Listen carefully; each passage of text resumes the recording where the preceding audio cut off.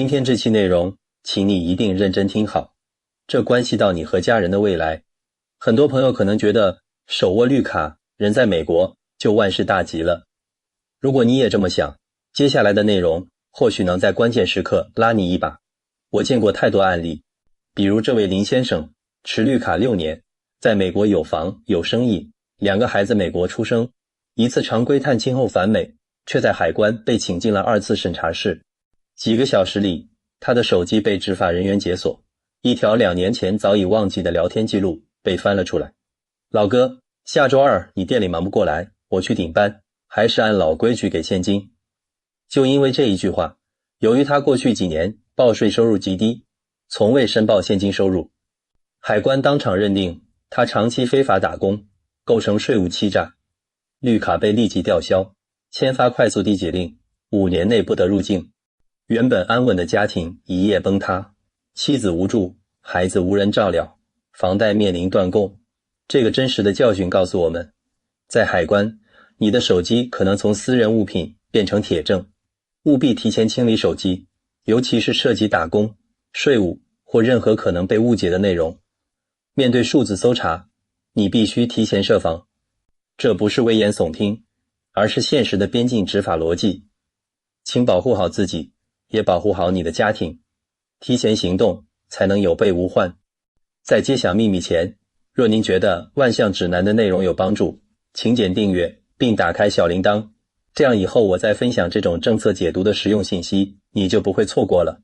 很多朋友到现在还有一个非常要命的误区，像个法学院教授一样跟我争论，美国不是最讲人权和隐私吗？宪法第4修正案不是说政府没有搜查令就不能乱搜公民东西吗？我手机里有照片，有日记，他们凭什么看？得有法官签字才行吧。朋友们，如果你抱着这种天真的想法去过海关，那你真的就是砧板上呆切的肉了。我们必须搞清楚一个核心的法律概念，叫做边境搜查例外原则。在美国的法律体系里，边境包括机场海关、港口、陆路口岸，甚至边境线以内100英里的范围。这是一个极其特殊的法律地带。在这里，国家安全和主权利益是绝对高于你个人的隐私权的。说白了，当你踏进美国海关区域，或者站到入境柜台前的那一刻起，你的身体、你的行李、你的笔记本电脑、你的手机，在法律上就处在一种裸奔状态。海关与边境保护局的官员不需要去申请搜查令，不需要有什么合理怀疑，甚至不需要任何理由，就可以直接要求你：第一，交出手机；第二，写下解锁密码；第三，当场解锁所有电子设备。注意，我说的是必须，你没得选。我知道有人性子倔，心想我就不给，这是我的人权。很抱歉，如果你这么干，官员不会打你骂你，他们会非常平静地行使权力，当场扣留你的设备，扣几天、几周，甚至几个月都有可能。他们会把设备送到专门的数字取证实验室，用上军用级别的技术手段进行破解。而你不配合的直接后果就是，如果你是绿卡持有者，这本身就成了妨碍执法的污点，你会被关进小黑屋，承受巨大压力，甚至可能因此影响入境。档案上被打个高危标记，以后次次入境都得被特别关照。如果你是持旅游、商务或学生签证的，那更简单，官员可以直接拒绝你入境，原机遣返，签证当场作废。所以请记住，汇点生活给你的第一条忠告，千万别在海关那条狭窄的通道里跟坐在玻璃窗后面的官员讲宪法。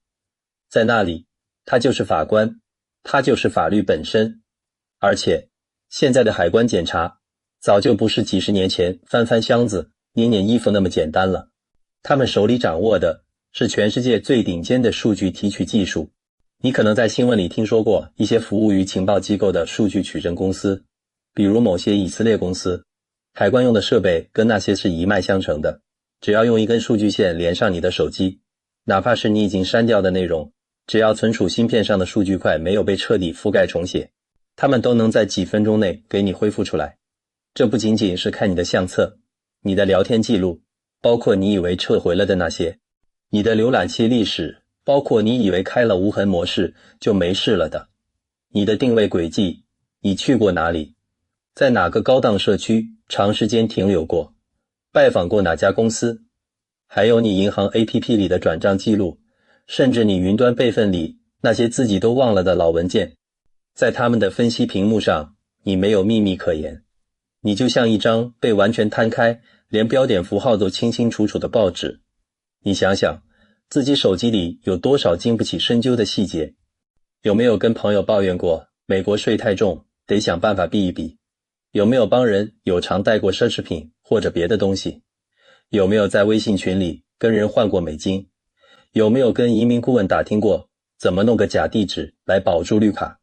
这些平时你觉得无伤大雅的碎片，一旦被海关官员用专业的逻辑像拼图一样拼起来，就是一张足以把你踢出美国大门的无可辩驳的判决书。在咱们详细拆解那3类绝对不能碰的内容之前，我得先让你感受一下小黑屋那种让人窒息的压迫感。因为很多时候，定你罪的并不直接是手机里的内容，而是你在那种高压环境下说错的话。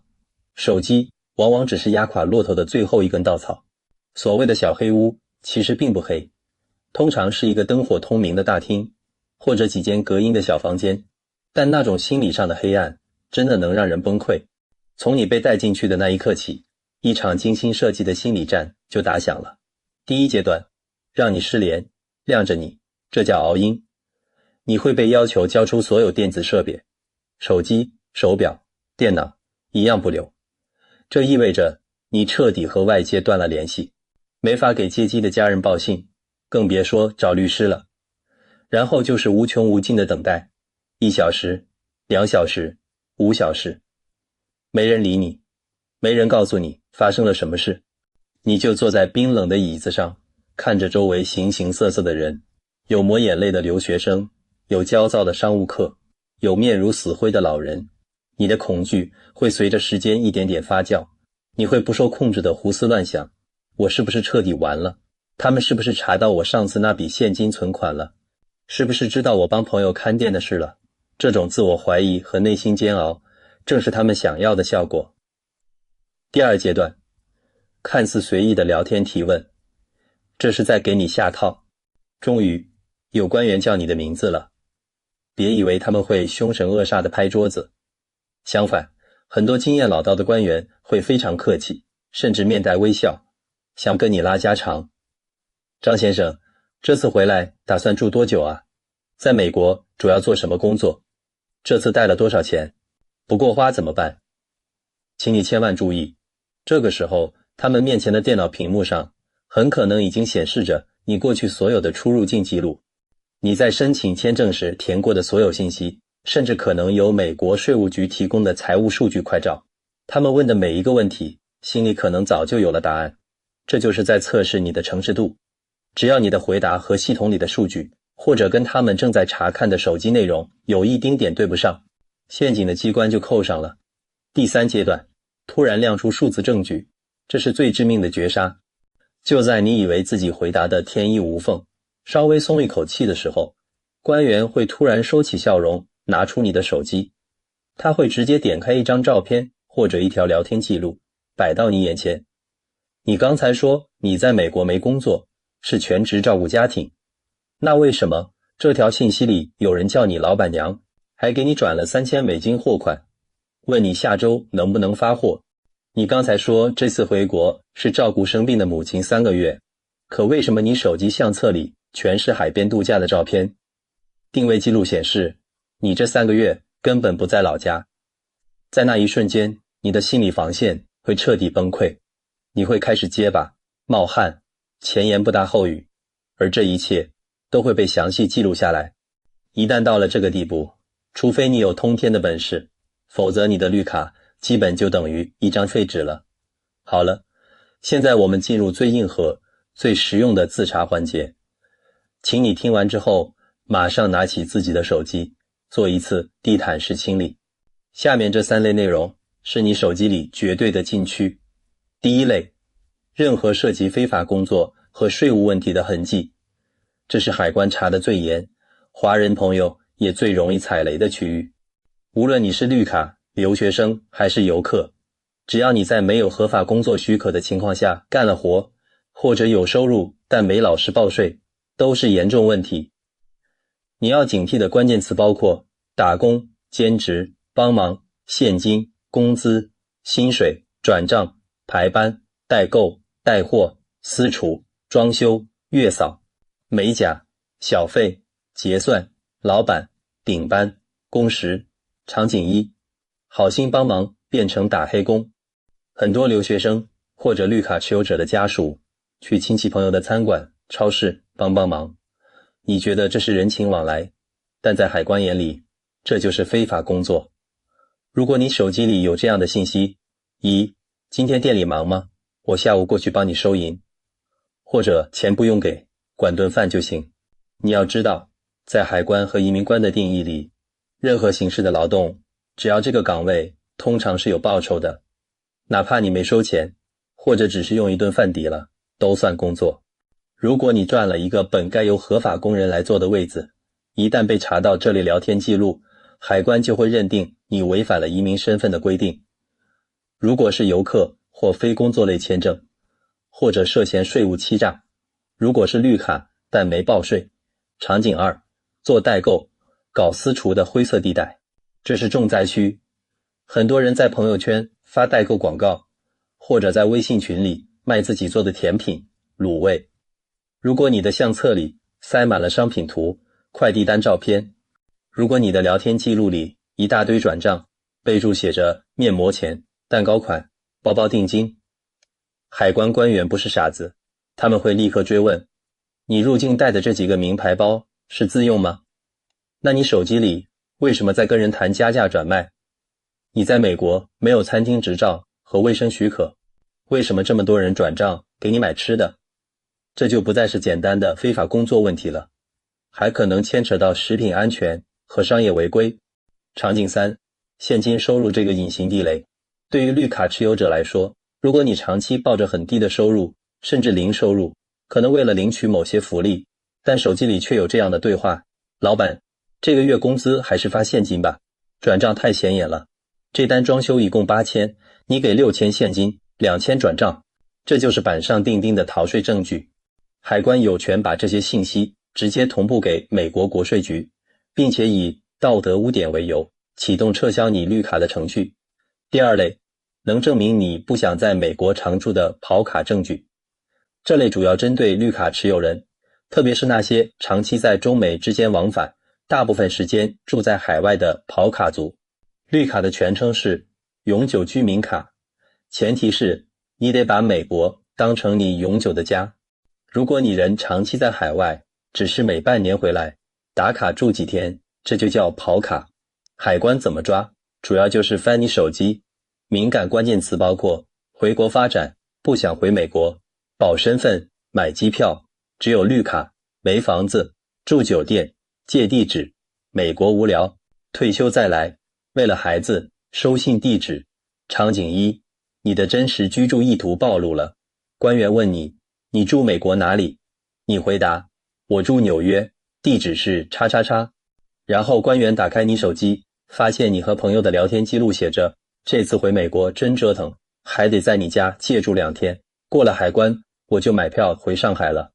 或者美国房子太贵了，反正我也不常住，租个信箱收信就行，省钱。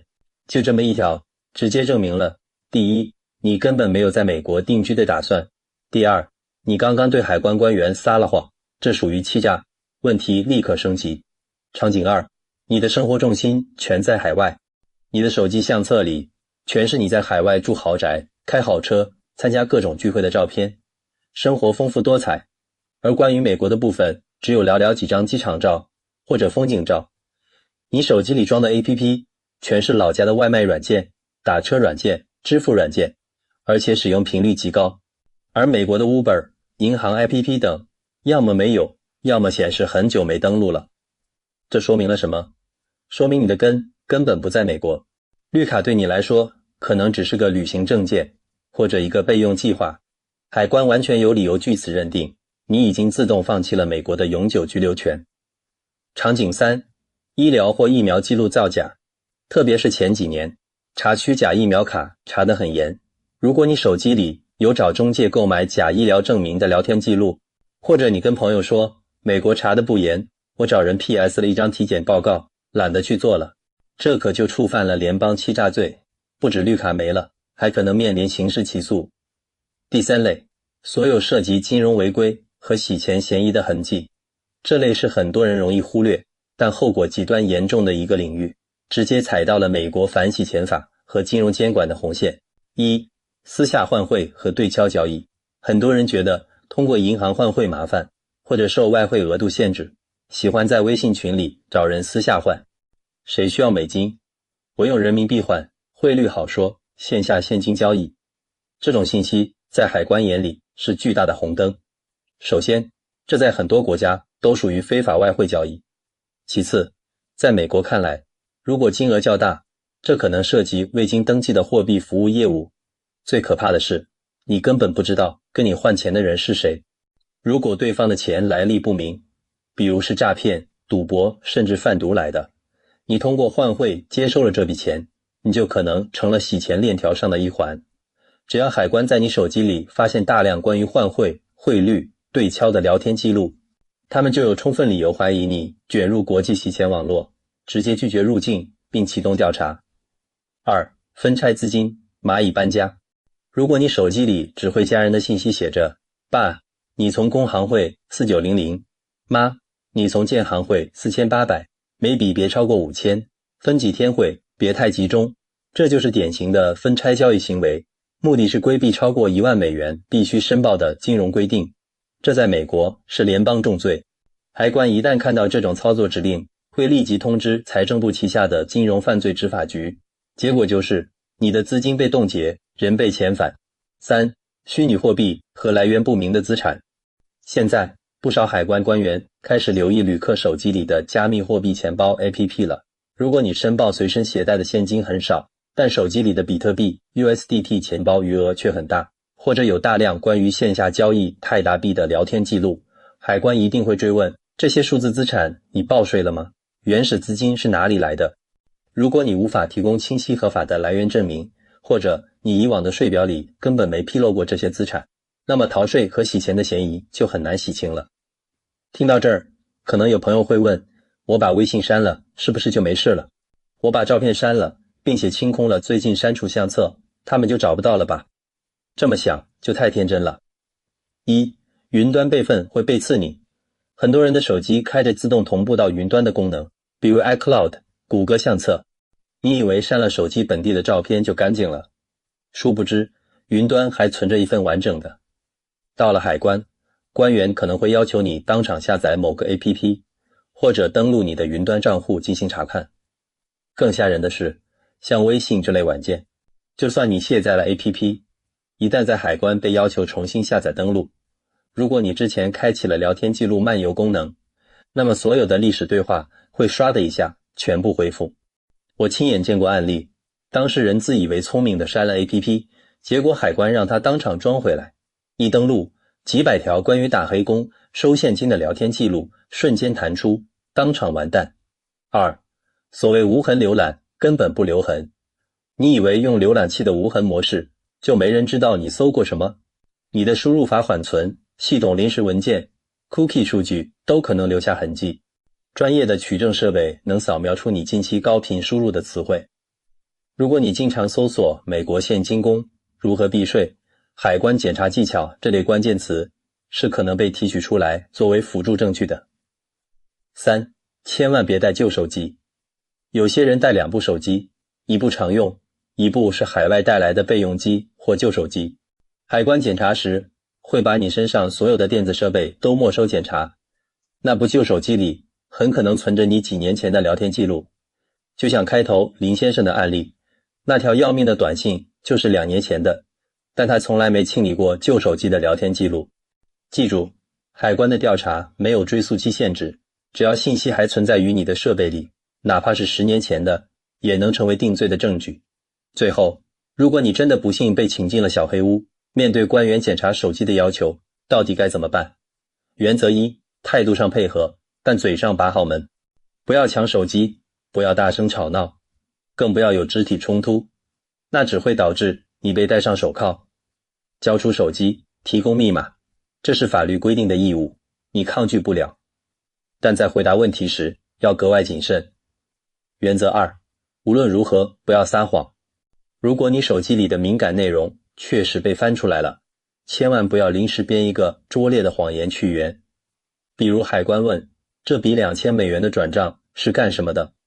如果这其实是打黑工的工资，你硬说是朋友还钱，海关下一步就会让你提供借条，要你朋友的电话，甚至当场打过去核实。一旦穿帮，你的问题就从非法打工升级成了向联邦官员做出虚假陈述，罪加一等。有时候在专业律师指导缺位的情况下，承认一个相对较轻的错误，比如我确实偶尔帮朋友忙，收了点辛苦费，可能比用一个谎言去掩盖一个更大的错误，后果要稍微好那么一点点。当然，这是绝境中的无奈选择，并非建议。原则3，知道何时该保持沉默。如果官员问的问题可能直接导致你面临刑事起诉，比如涉及大额金融欺诈、洗钱等，你有权保持沉默，并要求见律师。你可以明确地说，我选择保持沉默，我需要和我的律师谈话。虽然这样做很可能导致你被拒绝入境，但至少能避免你在高压下说出对自己极度不利的话，从而避免更严重的牢狱之灾。朋友们，手机如今已经成了我们身体的一部分，它记录着我们最真实的生活，也藏着我们所有的秘密。在美国海关这个特殊的、权力高度集中的地方，你的手机就是一本被强制摊开的日记，任由执法者审阅。不要觉得是在吓唬你，林先生的故事每天都在美国各个国际机场的角落里真实上演。那些因为一张转账截图、一条帮忙信息、一次换汇商量而被遣返、被取消身份的人，在上飞机前也都和你一样，觉得自己是安全的，觉得倒霉事落不到自己头上。绿卡不仅是一种权利，更意味着一份责任。它要求你在这个国家诚实生活，守法居住。从今天起，养成良好的数字卫生习惯，定期清理手机里不必要的敏感信息。这不仅是为了顺利通过海关，更是为了把你生活中的潜在风险降到最低。2026年眼看就要到了，全球资产信息透明化和各国边境执法收紧的双重风暴正在形成。在这个充满变数的时代，千万不要让一条忘了删除的短信成为压垮你多年奋斗成果的最后一根稻草。我是张宇，在汇点生活，我只跟你讲最真实、最干货的内容。